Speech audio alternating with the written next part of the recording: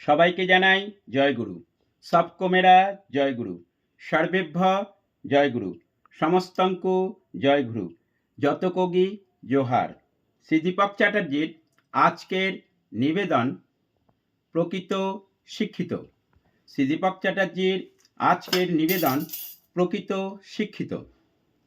বিদ্যা অর্জন করা সহজ, শিক্ষা অর্জন করা খুব খুব কঠিন। বিদ্যা আবরণ, শিক্ষা আচরণ, চরিত্র উন্নয়ন। যে কোনো বিদ্যাই অর্জন করি না কেন, বাস্তবে আমি যখন সেই অর্জিত বিদ্যাকে কর্মের মাধ্যমে চরিত্রে ফুটিয়ে তুলতে চেষ্টা না করছি, ততক্ষণ সেই বিষয়ে শিক্ষা অর্জন করা হলো না। শিক্ষা পরিবার, সমাজ, রাষ্ট্র ও সমগ্র বিশ্বের মেরুদণ্ড। আমার মুখস্থ বিদ্যা থাকলে, ধীশক্তি বেশি থাকলে আমি তোতা পাখির মতন অনেক কথা, শ্লোক, অনেক কিছু আমি বলতে পারি। আমি যা আমার ভাবা, বলা, করার সাথে সঙ্গতি নেই।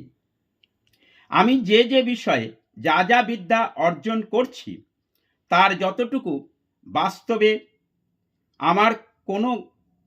বাস্তবে আমার চরিত্রে সঠিকভাবে ফুটে না উঠছে, ততক্ষণ সেই বিষয়ে আমার কোনো জ্ঞানই অর্জন করতে পারিনি বা শিক্ষা হয়ে ওঠেনি।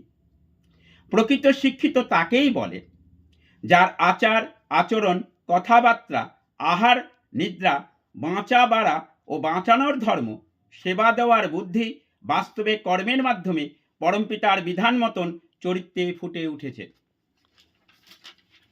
প্রকৃত শিক্ষা কুসংস্কার, অন্ধবিশ্বাস, ছুতমার্গ থেকে দূরে রাখে।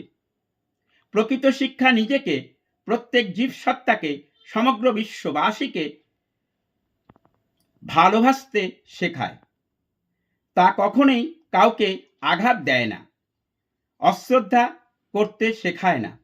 নিন্দা, অপবাদ, মিথ্যা কথা, কটু কথা, কারোর ক্ষতি করা, তার কাউকে কষ্ট দেওয়া, অসৎ বা অবৈধ কাজ করা তার চরিত্রে দেখা যায় না। সেখান থেকে নিজেকে দূরে রাখতেই সে চেষ্টা করে।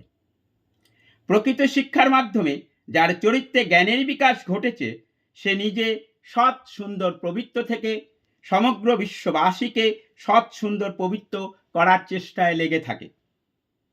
প্রকৃত শিক্ষা অর্জন করা সহজ হয় যখন কেউ সৎ আদর্শরূপী গুরুর সঙ্গে দীক্ষার মাধ্যমে